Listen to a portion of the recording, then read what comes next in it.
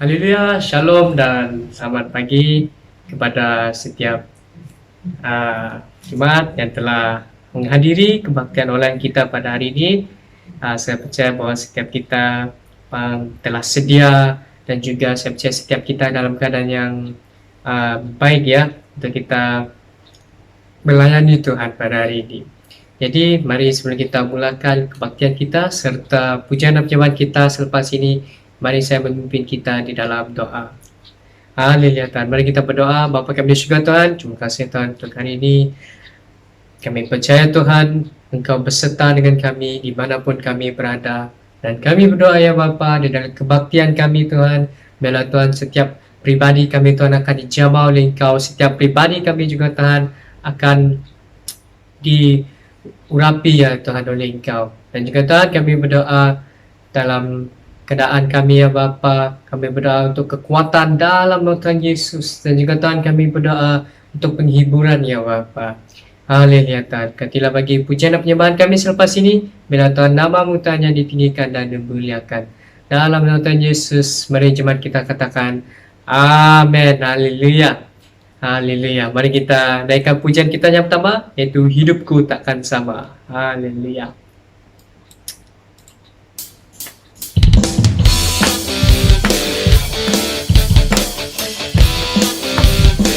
Haleluya.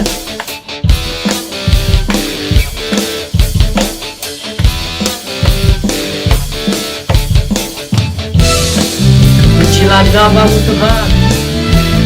Haleluya. Mari kita naikkan pujian kita. Kita naikkan sorak kita bagi Tuhan hari ini. Haleluya. Haleluya. Kaulah satu-satunya sumber dari segalanya. Kau kebenaran yang selalu pegang. Kau keyakinanku bersinar terang. Yesus Tuhanku yang berkuasa atasku, hidupku takkan sama. Ku tahu sungguh anugerah-Mu bagiku, hidupku takkan sama.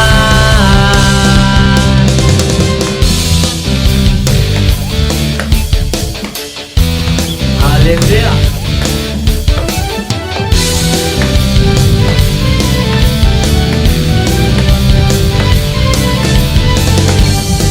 Kaulah satu-satunya sumber dari segalanya. Kau kebenaran yang telah pegang. Kau keyakinanku pun bersinar terang. Yesus Tuhanku yang berkuasa atasku, hidupku takkan sama. Ku tahu sungguh anugerah-Mu bagiku, hidupku takkan sama.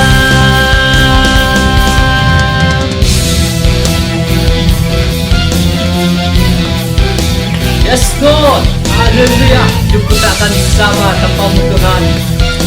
Haleluya. Mari sama kita katakan, Kaulah alasan untuk ku hidup, hanya menyenangkan-Mu. Kaulah alasan untuk ku hidup, hanya menyenangkan-Mu. Kaulah alasan untuk ku hidup, hanya menyenangkan-Mu. Kaulah alasan untuk ku hidup, hanya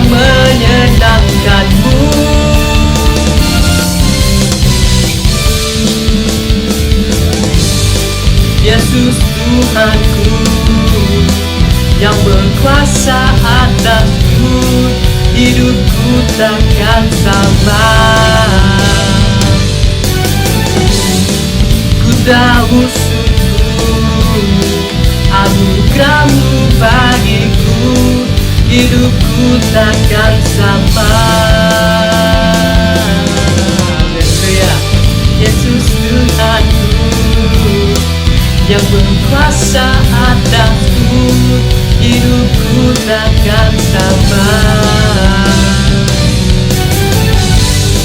Ku tahu sungguh anugerah-Mu bagiku, hidupku takkan sama. Haleluya. Pujilah nama Tuhan, amin. Haleluya, haleluya.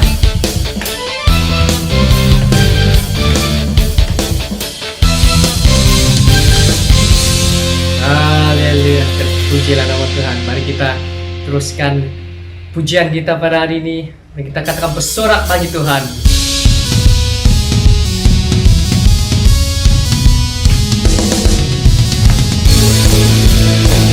Haleluya, yeah. Amin, amin.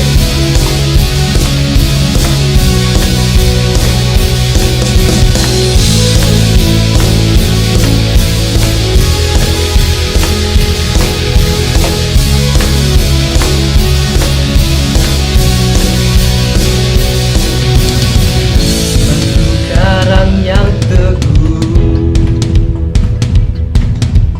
kota benteng dan perisaiku, yang menang kalahkan mau, penyelamat yang bangkit dan hidup. Haleluya, haleluya, kekal mulia. Haleluya, haleluya, dahsyat berkuasa. Bersorak, nyatakan Yesus Kaulah Tuhan, Kau Raja pemenang. Bersorak, bersyukur, Yesus Kaulah Tuhan, Juru Selamat dunia.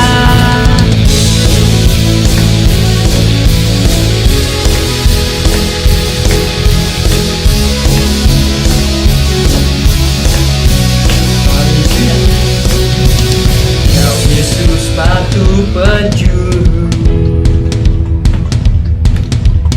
darimulah keselamatanku, yang menang kalahkan maut, penyelamat yang bangkit dan hidup.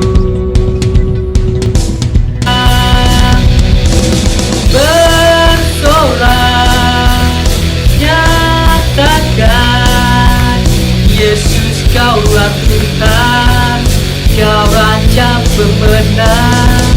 Bersorak, masyurkan Yesus Kaulah Tuhan, Juru Selamat dunia.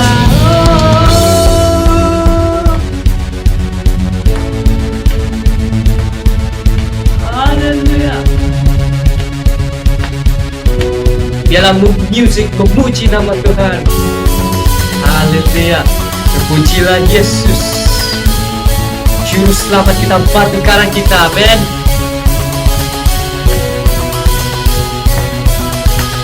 Agung dan perkasa, megah dan berjaya, Yesus Tuhan, Yesus Tuhan, tempat perlindungan, juru pertahanan, Yesus Tuhan, Yesus Tuhan.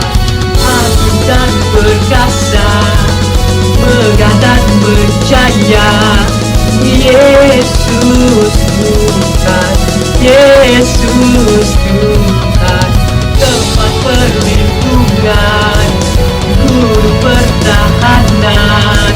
Yesus Tuhan, Yesus Tuhan, bersorak nyatakan, Yesus kaulah Tuhan, Kau Raja pemenang. Bersorak masyurkan, Yesus kaulah Tuhan, Juru Selamat dunia. Agung dan perkasa, megah dan berjaya.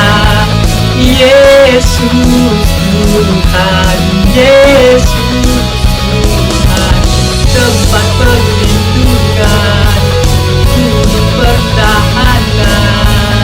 Yesus Tuhan, Yesus Tuhan. Haleluya, haleluya. Yesus Tuhan kita, amin. Haleluya. Mari kita menyembah Tuhan pada hari ini. Mari kita siapkan hati kita. Haleluya.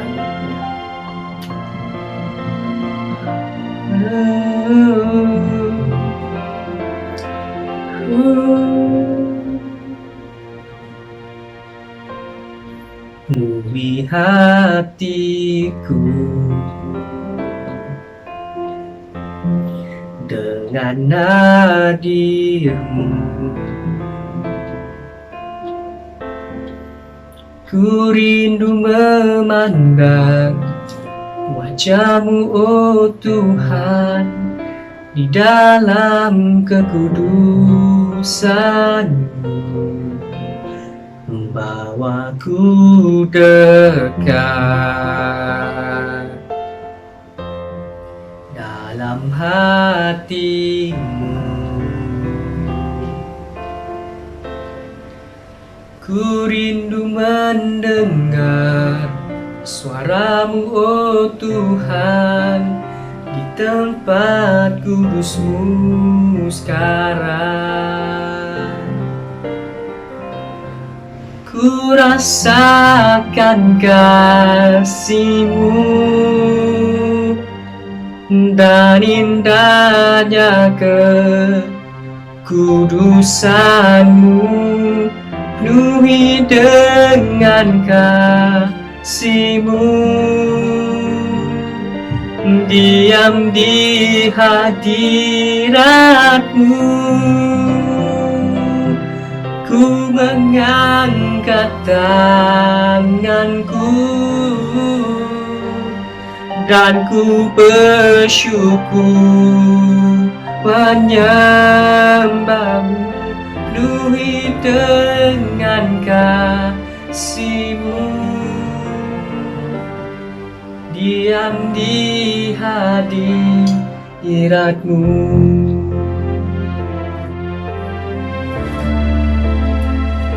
Oh Yesus, penuhi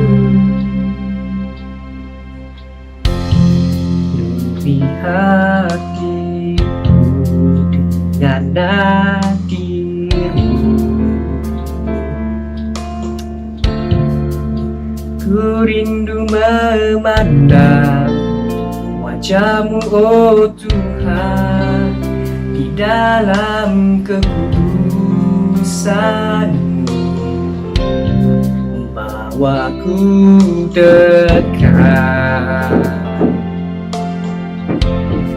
dalam hati-Mu. Ku rindu mendengar suara-Mu, oh Tuhan, di tempat kudus-Mu sekarang. Ku rasakan kasih-Mu dan indahnya kekudusan-Mu, penuhi dengan kasih-Mu, diam di hadirat-Mu. Ku mengangkat tanganku dan ku bersyukur menyembah-Mu, penuhi dengan kasih-Mu, diam di hadirat-Mu.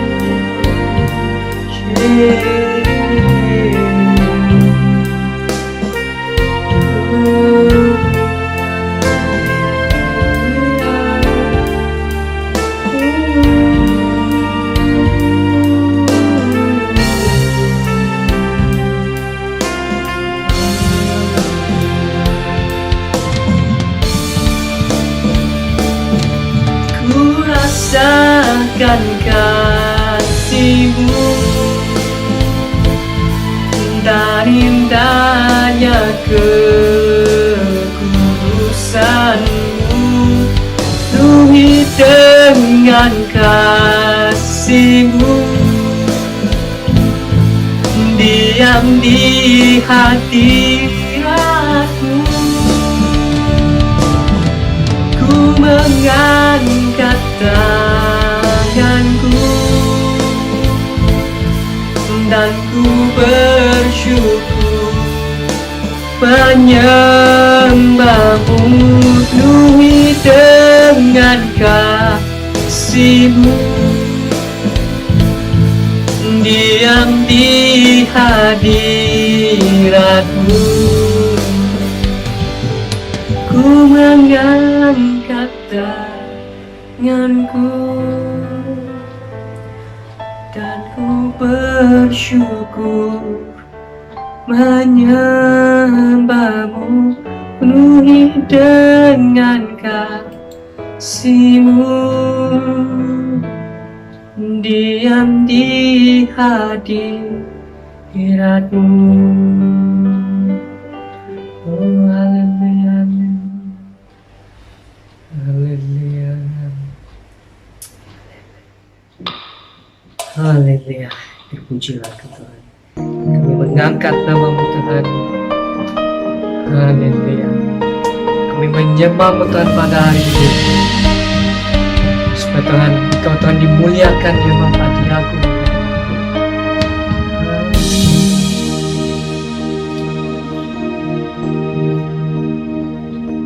Bila Kau izinkan sesuatu terjadi,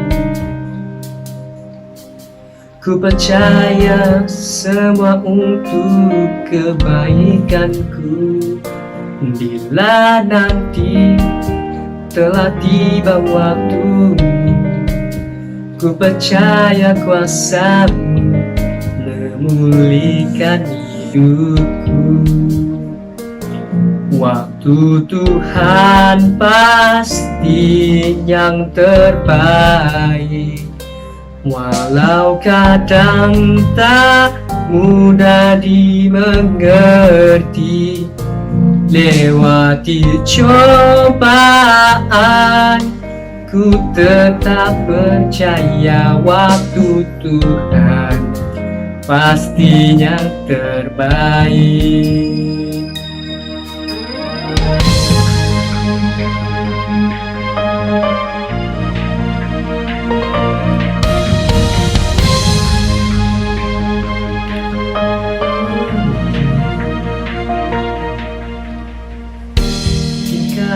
Sesuatu terjadi, Ku percaya semua untuk kebaikanku. Bila nanti telah tiba waktu, ku percaya kuasa-Mu memulihkan hidupku. Waktu Tuhan pasti yang terbaik, walau kadang tak mudah dimengerti. Lewati cobaan, ku tetap percaya waktu Tuhan pastinya terbaik.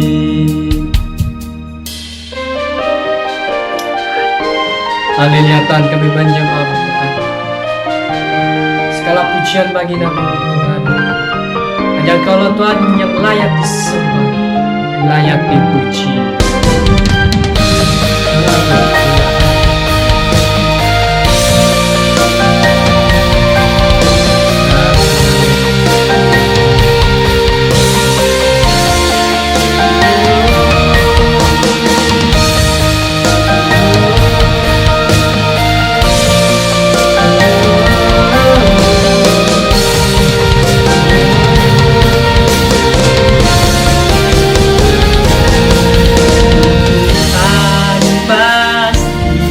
Yang terbaik, walau kadang tak mudah dimengerti. Lewati cobaan, ku tetap percaya waktu Tuhan. Waktu Tuhan pasti yang terbaik, walau kadang tak mudah dimengerti. Lewati cobaan, ku tetap percaya waktu Tuhan pasti terbaik. Lewati cobaan, ku tetap percaya waktu pasti yang terbaik. Haleluya Tuhan, haleluya. Haleluya Tuhan, terima kasih Tuhan. Terpujilah nama-Mu Tuhan untuk hari ini. Haleluya Tuhan. Amin, haleluya. Haleluya Tuhan, terima kasih Tuhan untuk kesempatan yang Kau berikan bagi hari ini ya Bapa. Kami berdoa ya Tuhan untuk setiap pribadi kami, supaya kami Tuhan akan semakin berkenan di mata-Mu ya Tuhan. Pakailah kami Tuhan sikut yang Kau mahu. Dan kami berdoa juga Tuhan untuk firman-Mu lepas ini. Berikanlah kami Tuhan pimpinan Roh Kudus-Mu Tuhan, supaya kami dapat memahami apa yang hendak Kau sampaikan kepada kami pada hari ini. Dan kami berdoa juga Tuhan bagi hamba-Mu Tuhan, pakailah dia Tuhan, urapilah dia Tuhan, supaya message yang Kau sampaikan kepada kami Tuhan akan dapat disampaikan dengan sempurna ya Tuhan. Haleluya Tuhan, kami berdoa untuk setiap pribadi kami juga, dimanapun kami berada saat ini. Kami berdoa dalam keadaan sekitar kami Tuhan, supaya Kau berikan Tuhan ketentraman ya Bapa. Dan juga Tuhan kami berdoa untuk pribadi kami, dalam kekuatan kami Tuhan, berikanlah kami Tuhan kekuatan, dan juga berikanlah kami Tuhan kedamaian dalam hati kami Tuhan. Pakailah telinga dan hati kami Tuhan, supaya kami dapat menerima firman-Mu Tuhan. Haleluya. Terima kasih Tuhan, terpujilah nama-Mu. Dalam nama Tuhan Yesus kami berdoa. Amin. Haleluya. Baik, shalom dan selamat pagi jemaat Tuhan yang dikasihi. Saya percaya hari ini menuntun kita membuat sebuah keputusan yang luar biasa. Baik, lanjut saya ingin mengungsikan siri khotbah saya yang berkisah tentang hari kebangkitan Yesus. Dan selepas kebangkitan Yesus itu kita semua sudah pasti tahu bahwa ianya tentang penampakan Yesus ya selama 40 hari. Dan 2 minggu kita sudah, maksudnya baru 14 hari. Dan hari ini juga baru-baru kita tahu bahwa kita sudah ada PKP baru, di extend another 2 weeks. Jadi ini saya percaya ianya amat mencabar buat kita juga kan. Banyak usaha-usaha, perancangan-perancangan maupun apa yang kita lakukan semuanya tertunda-tunda. Jadi ini dalam sejarah tidak pernah berlaku di negara kita, khususnya Malaysia. Saya tak payah katakan dunia, khususnya di Malaysia maupun daerah kita perkara ini berlaku, maupun di dalam ini satu mungkin pertama ataupun terakhir dalam generasi kita ataupun milenium hari ini. Jadi hari ini saya ingin membawa lanjut kepada firman Tuhan yang ingin saya membawa tema, yaitu tentang sebuah tempat, sebuah danau. Anda tentu paham danau. Danau merupakan sebuah takungan air ya, yang kurang alirannya kan, danau katakan ya. Seperti mana kita lihat di danau kita, yang danau buatan Malaysia di Bakun, ya itu merupakan salah satu danau ya, buatan manusia. Jadi kita melihat satu danau yang dalam kisah Alkitab, di banyak danau-danau lain, tetapi kita melihat dari segi impact dan maksud apakah danau itu, tidak seperti mana ketika Tuhan menjadikan di mana terdapat di Taman Eden itu ada 4 sungai kan, semuanya mengandungi maksud masing-masing. Nah, dan danau ini ada penglihatan khusus.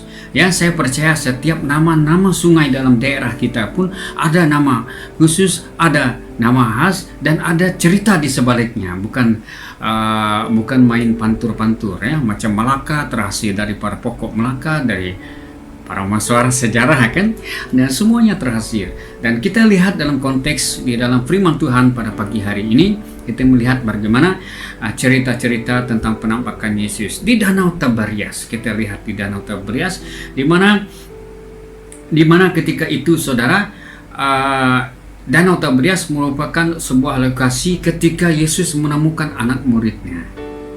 Dalam pasal lain kita menceritakan bahwa di mana terdapat peristiwa-peristiwa setelah kematian Kristus dan banyak pengalaman-pengalaman hitam yang Yesus coba pulihkan. Hari ini kita belajar apa yang Kristus ingin lakukan, apa yang Kristus mau lakukan di setiap itu ya. Ya saudara, di dalam kalau Anda berpeluang ya, seperti saya juga percaya satu hari nanti, 2 hari mungkin tidak, mungkin suatu hari, once upon time, waktu kisah lama. Jadi kalau kita pernah pergi ke Israel, terdapat di utara itu jernih, banyak ikan, di sini bukit-bukit hijau, pemandangan begitu indah. Kalau kita berpeluang ke sana, saudara, saya mendapat cerita dari teman-teman saya, itu Danau Tiberias antara danau yang tercantik dan terindah yang mereka ceritakan dan memiliki itu.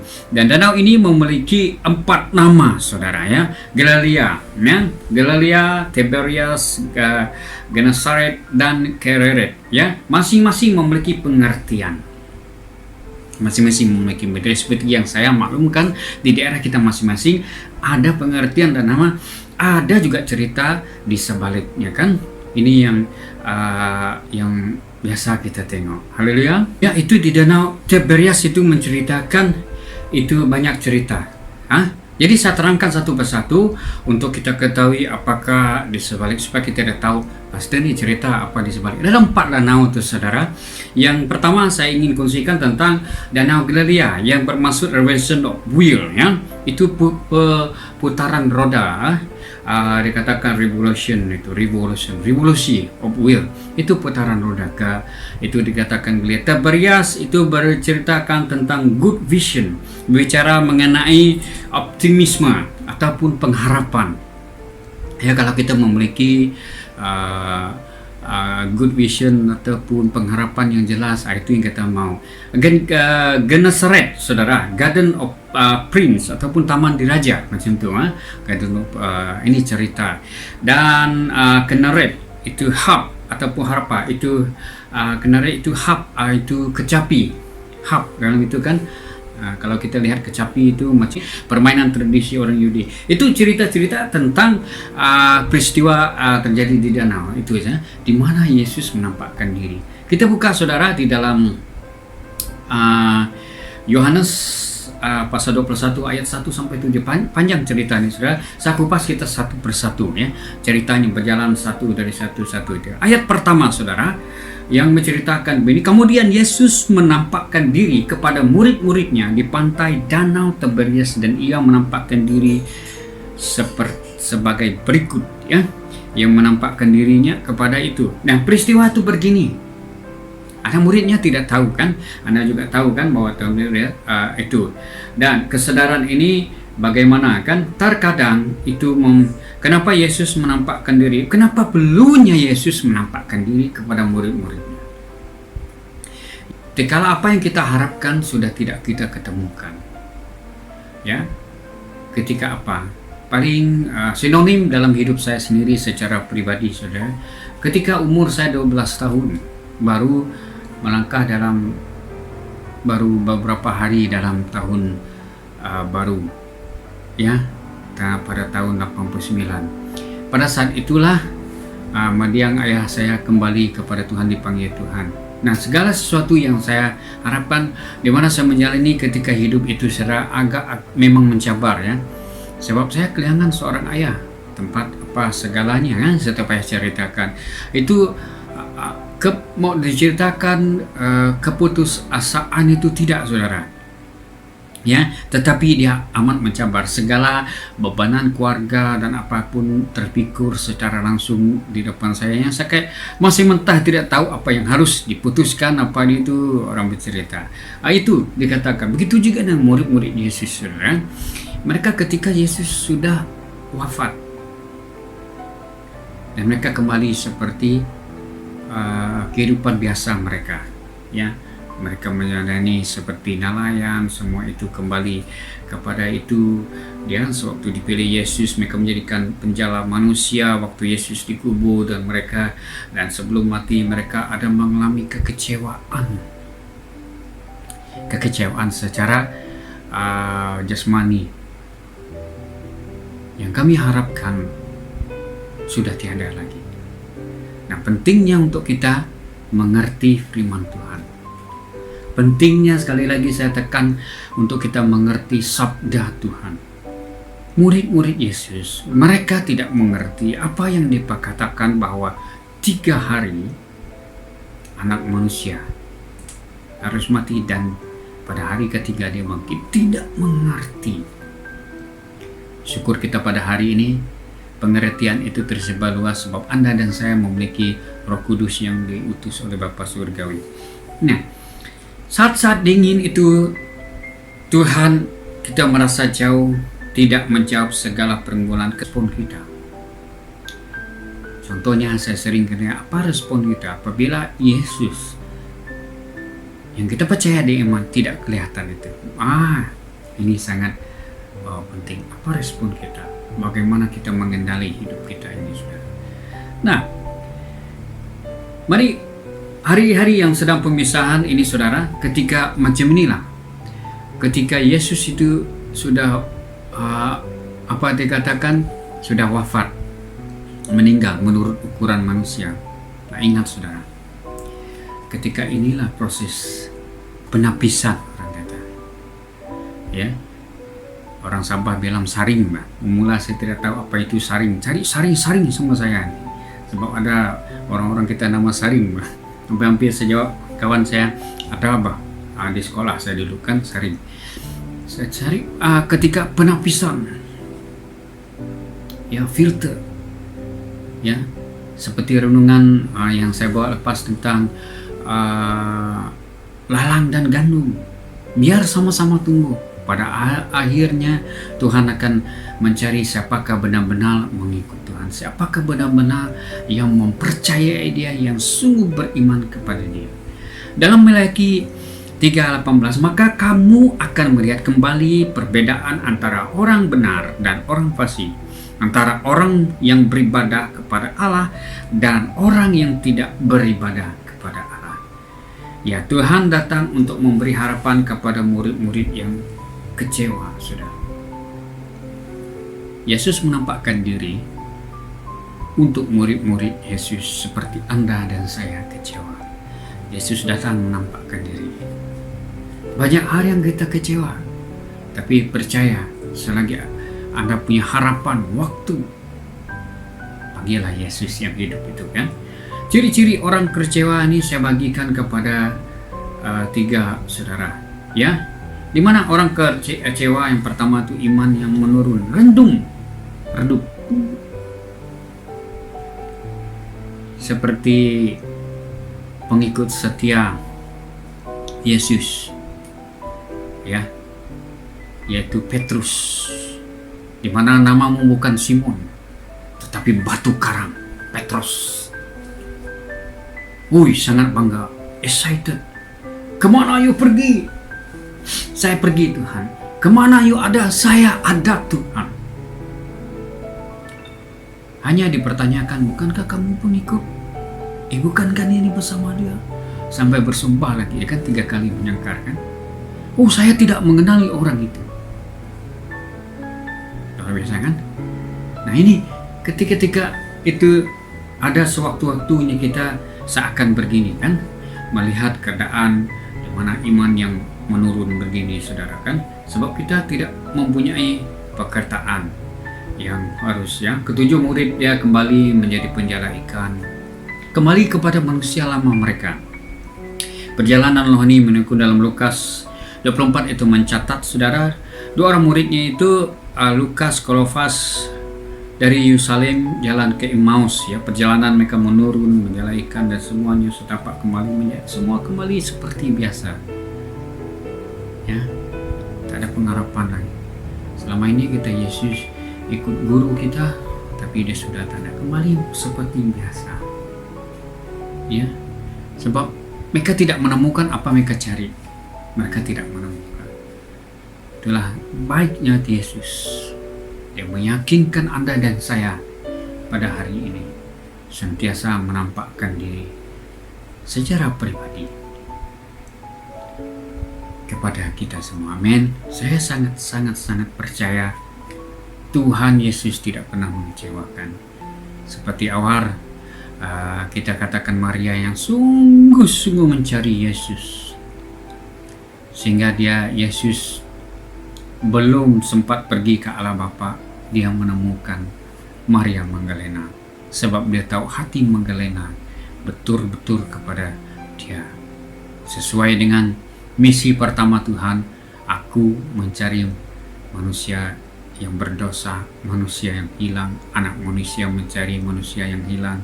Karena begitu besar ini pokoknya, dan yang menemukan Maria dengan penuh kasih. Dan saudara, ini yang dikatakan ya, iman yang menurun. Bahkan Petrus itu memancing lagi. Nah, kalau dipertanyakan saudara, kenapa mereka harus begitu? Ya, tidak ada guru yang mereka kelihatan, tak ada secara fisik. Bahkan lagi mereka dalam kitab, sebelum penurunan Roh Kudus, mungkin kita akan lanjut setelah penurunan Roh Kudus, baru mereka terbuka mata. Nah, ini sangat-sangat penting buat kita orang percaya. Ya, kalau selagi Anda tidak mengerti firman Tuhan, berdoalah agar Tuhan memberi Roh Kudus itu.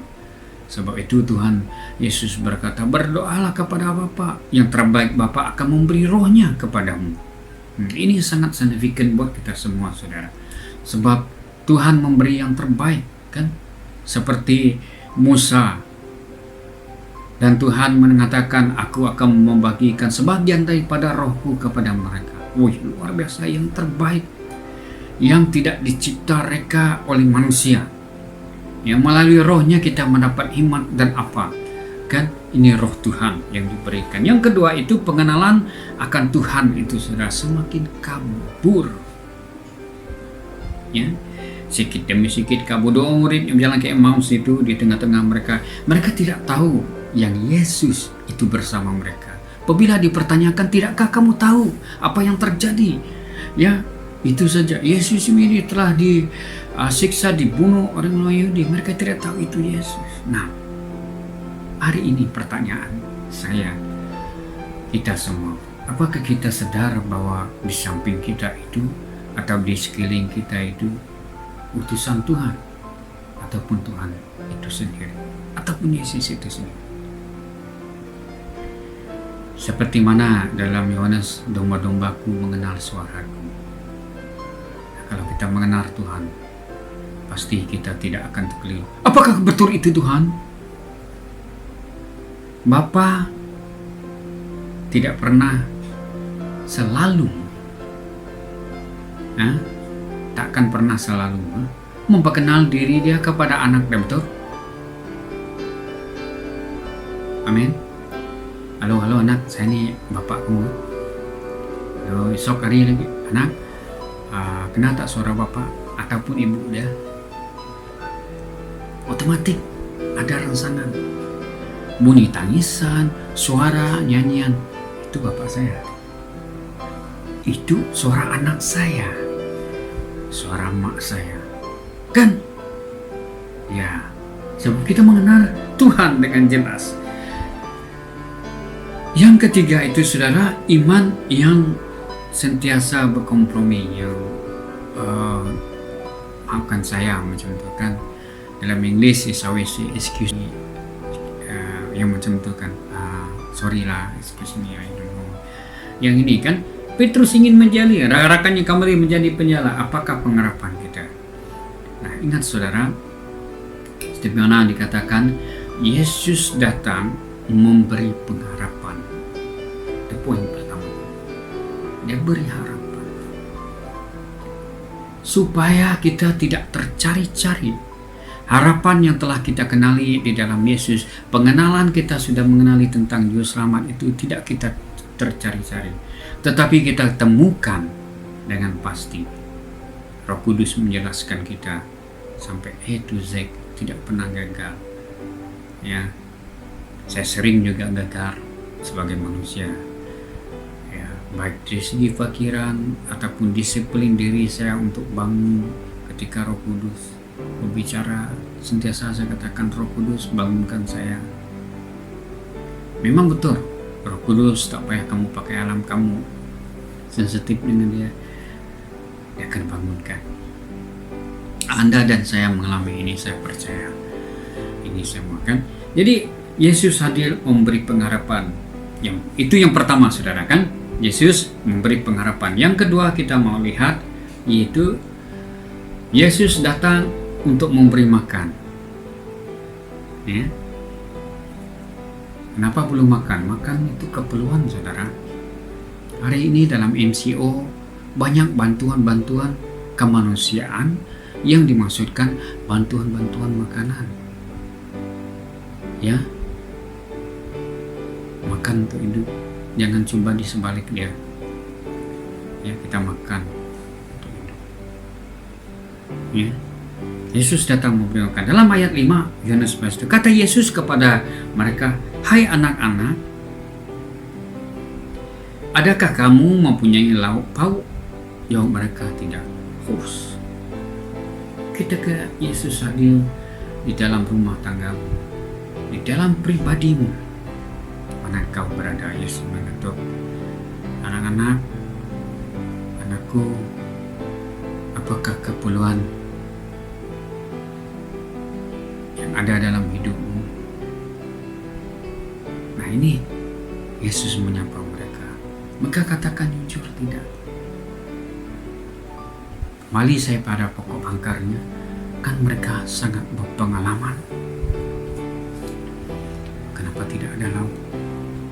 Kan mereka sendiri putuskan tidak bersama Yesus, kembali dengan cara hidup lama mereka, tidak menemukan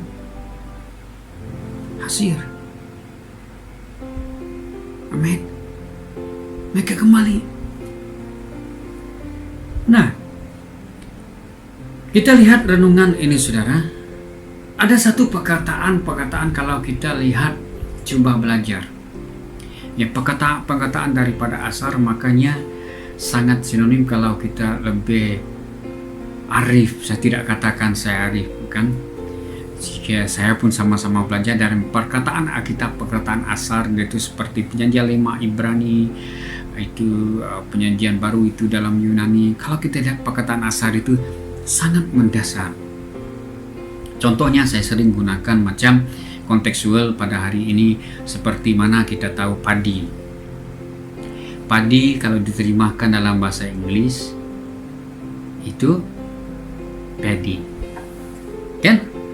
Kalau dia sudah menjadi, kalau kita tahu kita yang makan ruji, kalau padi itu sudah menjadi beras, dalam Inggrisnya masih rice, sudah ada turn, ada perbedaan kan, paddy to rice, kan? Sudah menjadi rice,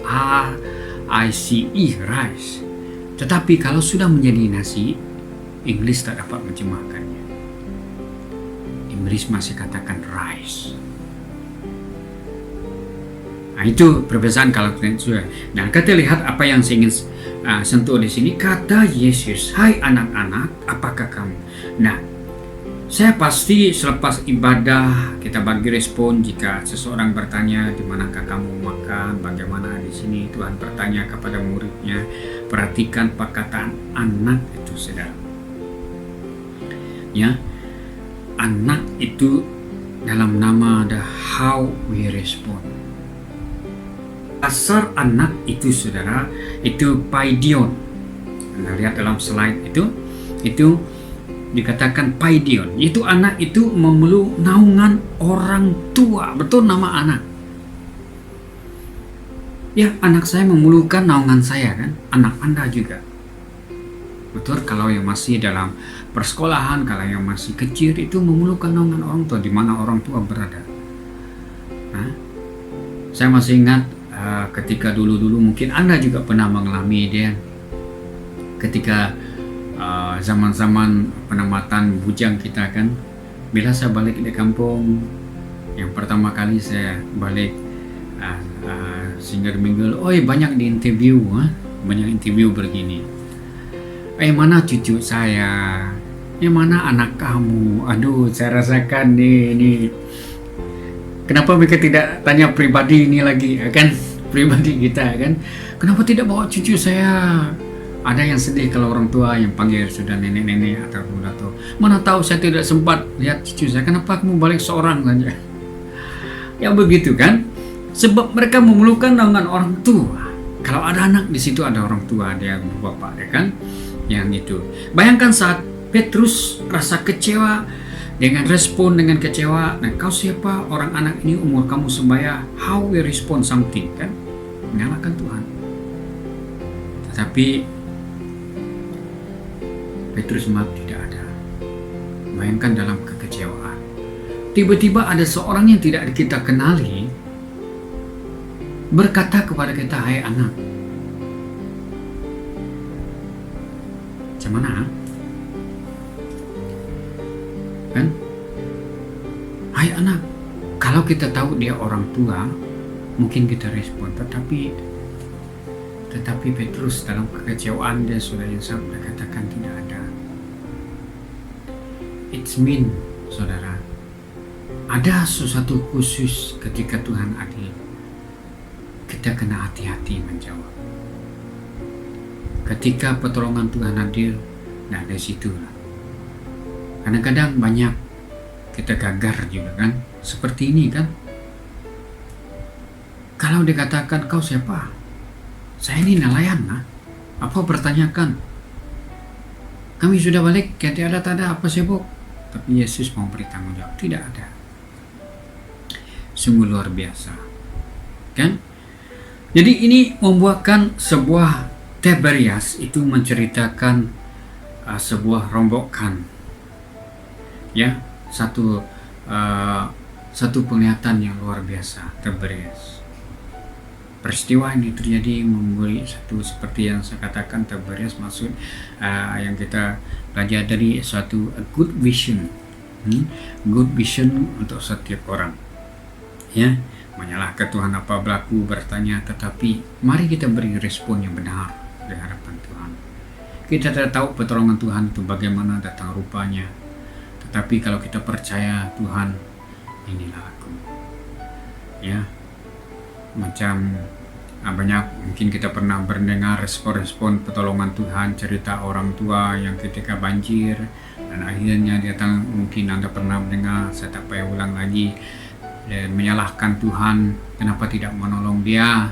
Tetapi Tuhan berkata, saya hantar perahu penyelamat, engkau tidak mau. Saya hantar helikopter, engkau tidak mau. Ya, kadang-kadang itu juga kita mengeluhkan. Kan mungkin kita mengalami sakit penyakit, hospital sudah ada, saudara. Nah, kita beriman macam itu, contoh katakan, ya. Dan kita juga percaya medicine itu daripada Tuhan yang memberi iman. Semua perkara-perkara ini, saudara, banyak yang menjenguk, yang react kadang-kadang itu membuat kita tergigit sendiri, macam lidah tergigit sendiri, orang katakan, sakit, macam itu. Sedangkan Tuhan sudah sediakan macam alternatif kita pada hari ini. Nah, mungkin banyak Anda lihat katakan gambaran-gambaran ataupun penglihatan katakan, see what I do. Iblis berkata, saya sudah menutup semua gerejamu. Oh ya, Tuhan Yesus kata, tetapi saya sudah buka banyak sudah pintu-pintu rumah untuk beribadah. Yang perkara begini, saudara, saya percaya tangan Tuhan menyentuh Anda dan kasih Tuhan memberi pertolongan naungan Anda ketika Tuhan berkata, hai anak, apa keperluanmu? Ya, jujur dengan Tuhan. Kami memerlukan kesembuhan. Kami memerlukan berkat sukacita Tuhan. Kami memerlukan pekerjaan Tuhan, nafkah hidup. Kita tidak tahu keadaan akan datang. Sebab Yesus datang pada memberi pengharapan pada saat yang tidak kita fikirkan. Ya, sebab itu Tuhan kata dia datang seperti pencuri. Pencuri datang membunuh, binasa, tetapi dia datang memberi pengharapan. Ya, kita siap sedia bagaimana pertolongan Tuhan. Apatah lagi ini akhir zaman. Nah, saya tidak mau mengimbau tentang apa yang terjadi, apakah ini itu setiap pribadi ada penangan, tetapi apa yang respon kita, how we react, ya, apakah kita terus berdiam macam 20 tahun yang dulu orang Korea menyaksikan kedatangan Yesus, banyak yang jual aset-aset dia sebab ngumpul di satu tempat, macam terjadi di negara barat, di Texas, ya, sebab seperti firman Tuhan berkata, kamu memegang ular, kamu tidak makan mati. Banyak jemaatnya mati karena digigit ular. Persalahkan Tuhan. Nah, makanya saudara, pertolongan Tuhan itu ketika Yesus datang pada saat kita tidak kenali, seperti penyuri yang ada pada kita, Yesus tetap memberi pengharapan. Nah, yang ketiga, saudara, saya ingin kongsikan, again, Tiberias itu menyatakan rombakan pemulihan. Ya, pemulihan dan kepercayaan kembali dipulihkan. Sebelumnya Petrus itu menyangkal 3 kali. Dan Tuhan ingat, God always penetrate even single action and word in our life. Dia lihat semua, dia pulihkan itu. Perkataan kita, perbuatan kita, itu Tuhan pulihkan. Sebab Tuhan itu spesifik, detail, terperinci. Kalau Anda biasa dengan mechanical mesin, itu satu ratio dan apa tuh mesti timing dia sama, saudara.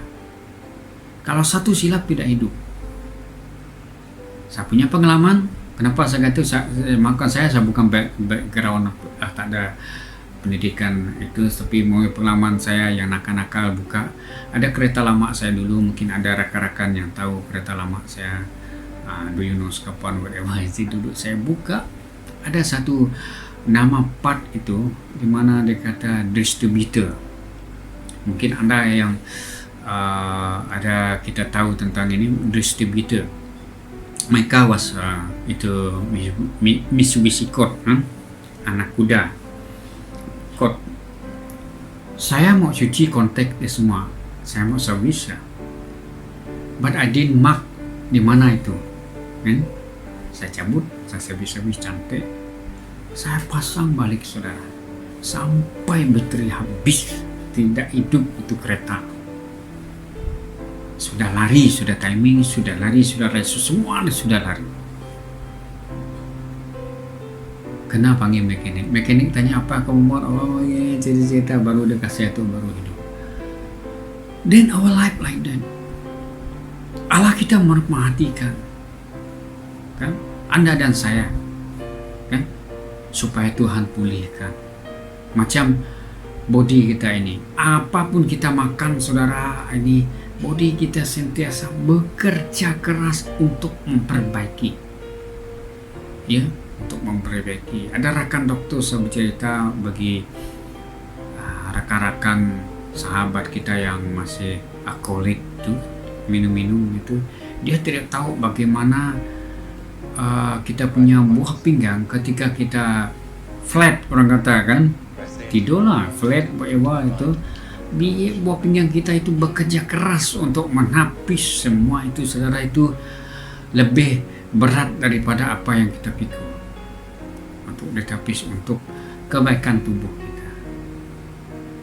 Nah, maksudnya berapa liter molekul air itu yang ditek itu organ kita, begitu.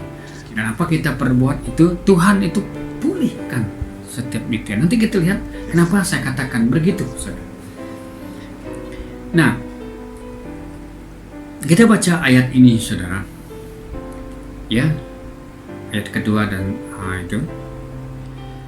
Sesudah sarapan, Yesus berkata kepada Simon. Kenapa saya katakan begitu? Ya, Simon anak Yohanes, apakah engkau mengasihi aku lebih daripada mereka ini? Jawabnya, benar Tuhan, engkau tahu bahwa aku mengasihi engkau. Kata Yesus kepadanya, gembalakanlah domba-dombaku. Kata Yesus pula kepadanya untuk kali keduanya, Simon anak Yohanes, apakah engkau mengasihi aku? Jawab Petrus kepadanya, benar Tuhan, engkau tahu bahwa aku mengasihi engkau. Kata Yesus kepadanya, gembalakanlah domba-dombaku. Kata Yesus untuk kali ketiga, Simon anak Yohanes, apakah engkau mengasihi aku? Maka sedihlah Petrus karena Yesus berkata ketiga kalinya, apakah engkau mengasihi? Dan ia berkata, Tuhan, engkau tahu segalanya bahwa aku mengasihi. Dan kata Yesus, gembalakanlah domba-dombaku. Ini Tuhan hanya 3 kali sekali. Ini yang Tuhan ingin pulihkan, ya. Sebab itu, saudara. Nah, apa yang saya katakan, Yesus datang memberi pemulihan dan kepercayaan. Ya, di dalam Matius 26 ayat 34. Aku berkata kepadamu, sesudah berkata gitu kan, sesungguhnya malam ini sebelum ayam berkokok engkau menyangkalkan 3 kali. Nah, Tuhan tetap mengasihi. Ya, kadang-kadang kita lihat situasi Petrus ini, banyak kita mungkin rasa kecewa kan. Kenapa Petrus buat begitu? Apakah ada pengharapan? Ada pengharapan dalam Tuhan. Kalau Anda lihat kisah para rasul, di mana dia digerakkan oleh Roh Kudus, berdiri berkhotbah, tenang, 3.000 jiwa diselamatkan. Daripada seorang nelayan yang tak ada latar belakang seperti Paulus. Pernahkah Anda berbuat demikian? Saya pun tidak pernah. Pernahkah kita berbuat demikian? Ketika kita berubah pada hari ini, streaming live, ada 3.000 jiwa menerima Yesus. Contohnya kan. Tetapi karena itu saya kata, di dalam Tuhan Yesus ada pengharapan. kalau yang belum ada pengharapan, kembalilah kepada Yesus. Minta pengharapan daripada Yesus. Yesus, saya perlukan pengharapan. Sebab nama pun Yesus itu juru selamat. Nama dia pun pengharapan. Itu juru selamat, pengharapan. Ya, Yesua orang kata juru selamat, itulah harapan. Kembali pada dia, kan? Nah, kita lihat selanjutnya apa diperkatakan di sini, saudara. Nah, kalau kita lihat ayat demi ayat, kembali lagi saya ingin untuk kita perincikan seperti yang tadi saya katakan. Nama tempat itu ada maksudnya. Paidon itu ada anaknya memulukan naungan, kan? Bukan itu Persian, Paidon dalam bahasa itu Yunani. Dan ketika Yesus bertanya 3 kali ini, saudara, mungkin terjemahan itu gagal mendaratkan perkataan-perkataan yang sebenarnya dimasukkan Yesus. Hanya dikatakan gembalakanlah, gembalakanlah, gembalakanlah. Nah, kalau kita lihat secara itu sama saja itu, pastor, mana ada perbezaan untuk gembalakan? Nah, ketika Yesus untuk pertama kali dia itu dalam bahasa asar di Yunani itu bosko. Yang dikatakan feed, macam bagi makan, macam Yesus kepada mereka feeding, macam ibu bapak memberi tanggung jawab kepada anak. Bosko. Nah, perkataan kedua itu ketika Yesus bertanya kepada Petrus itu, dia katakan itu, apakah engkau mengasihiku? Dan yang kedua itu dikatakan itu poimaino.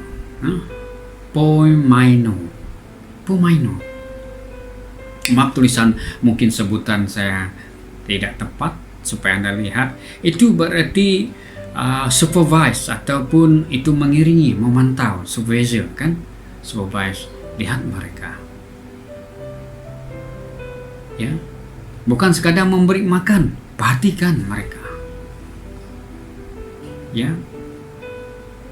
Seperti mana pertolongan-pertolongan yang datang kepada kita datang dapat makanan. Ya. Terbatas untuk sukarelawan mengawasi kita, kan? Apakah musuh ada datang, apakah virus COVID ada datang, begitu. Terbatas. Tetapi ini diperkatakan Tuhan, Yesus berkata supervise. Ya. Pantau mereka. Lihat mereka. Ini dikatakan Tuhan. Dan yang ketiga itu, apakah engkau mengasihi aku? Itu kembali kepada bosko kembali. Dan ini perkataan Tuhan lebih kepada pastor, ya, PESTURE. Ini adalah seperti hijau, seperti dalam Mazmur 23. Feed my lamb, gembalakanlah domba-dombaku. Daripada memberi makan, mempertanggungjawabkan beri makan, pantau dan iringi domba ini ke tempat yang ada padang hijau.